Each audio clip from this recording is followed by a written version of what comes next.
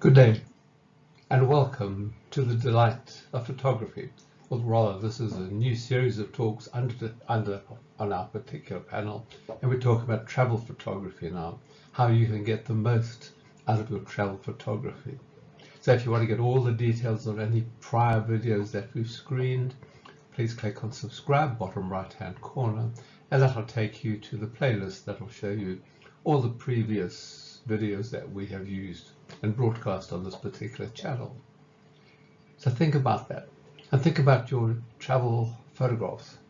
What are you going to do with your travel photographs, and how are we going to make the most of what we've got?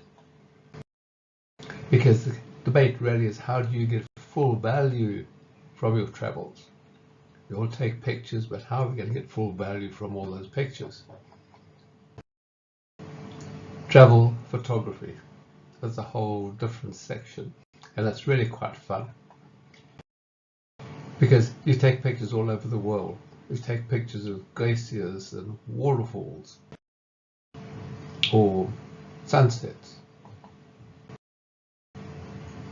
tugboats, pilot boats, all sorts of boats that you see if you happen to be on a cruise, dockyards, all sorts, anything that interests you, you're going to take a picture of.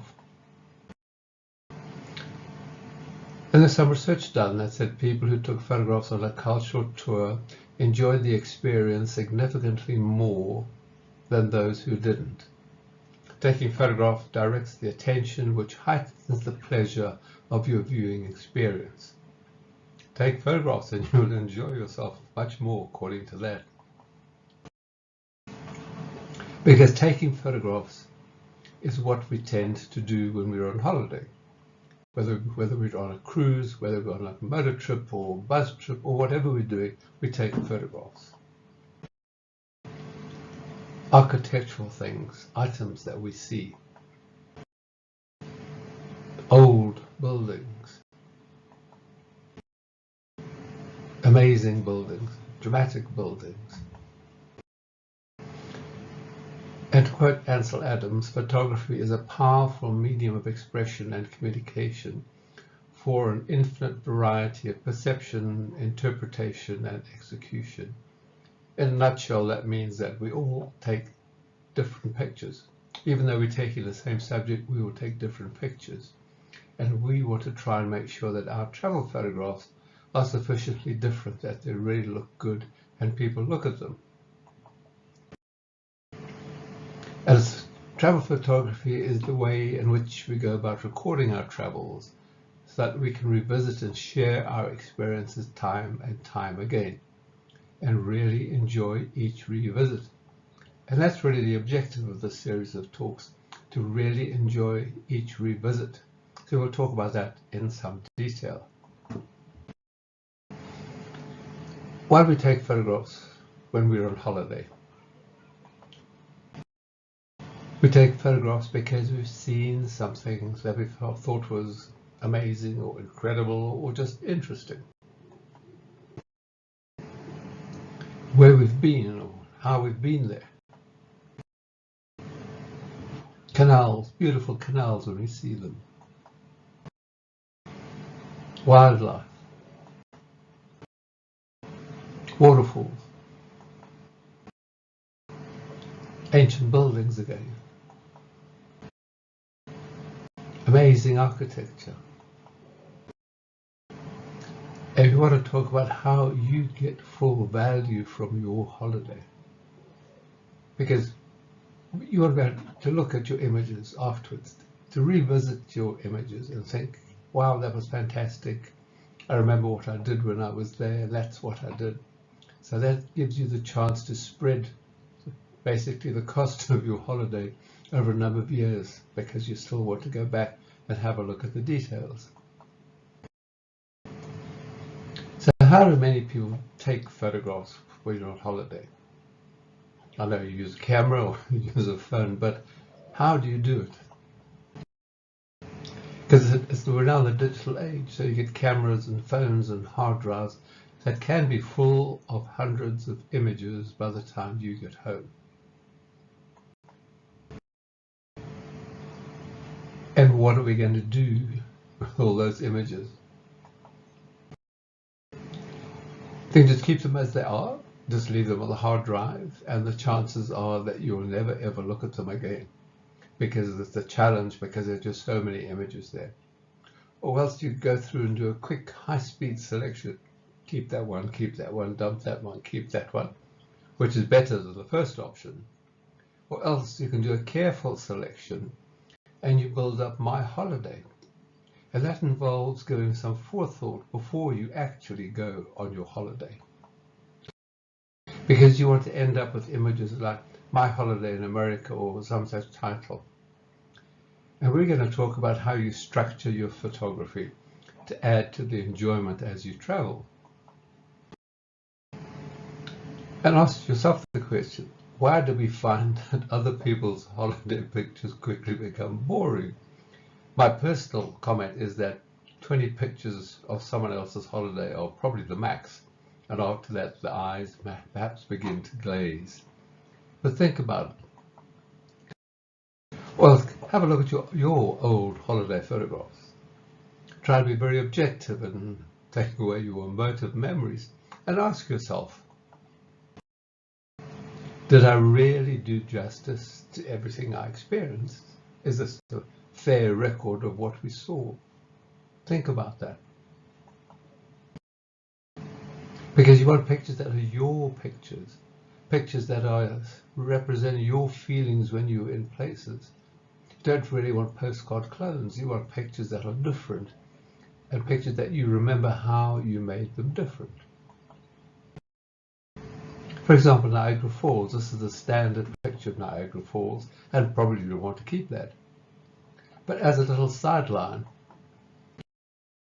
you can have a picture with these little boats that go visiting the falls. Just look at the crush of people. And the little guy in red at the bottom left hand of your picture is the safety officer. Amazing. Or you go to Geneva, this amazing water spout. So that's the standard picture with a lake steamer, and that's this normal picture that you would take of Geneva. So maybe you get a bit closer to the fountain and you get a more impressive picture.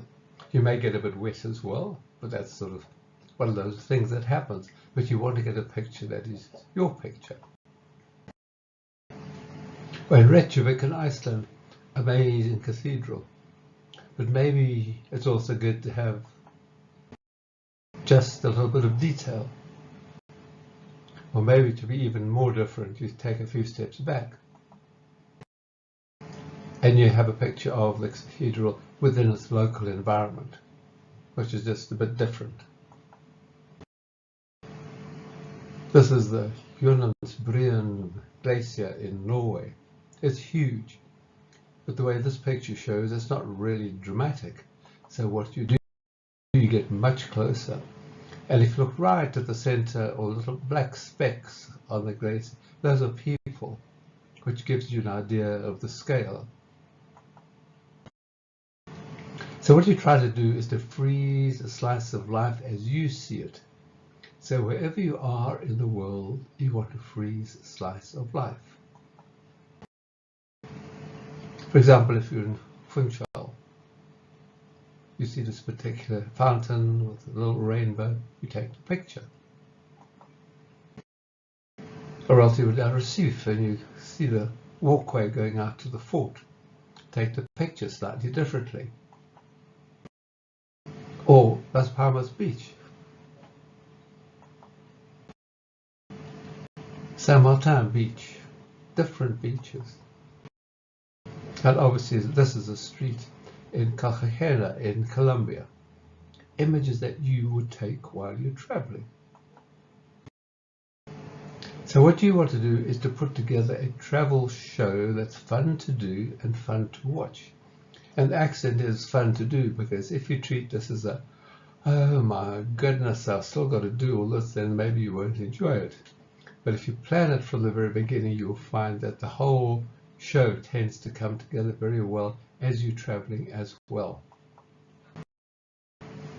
So you really want to talk about how you add some form of structure and how you plan it. Really what you're going to have is a recipe with a whole range of different ingredients. Like this delicious cassoulet in Carcassonne. You want it to be a delicious meal at the end. So on arrival, have your camera ready, not in your camera bag. Decide how you're going to set your camera up and take the lens cap off. How many times have you seen people struggling to get the lens cap off when there's something they want to take and it's just disappearing? No lens cap. Because you want slices of life, and as you're walking around when you've just arrived, you may see different slices of life that are worth capturing. Real slices of life, real people doing real things, doing different things. Shops, interiors of shops. Interesting pictures that you just see or just happen to see as you're walking around. So that's our introduction. We're going to talk about in our next talk, this is Tuesday, Thursday, we'll be starting to talk about the structure, how you add structure to your particular show, and how you also can have fun doing it. So we look forward to seeing you with my next show, and thank you for joining us, and continue to have fun with your photography. Take care.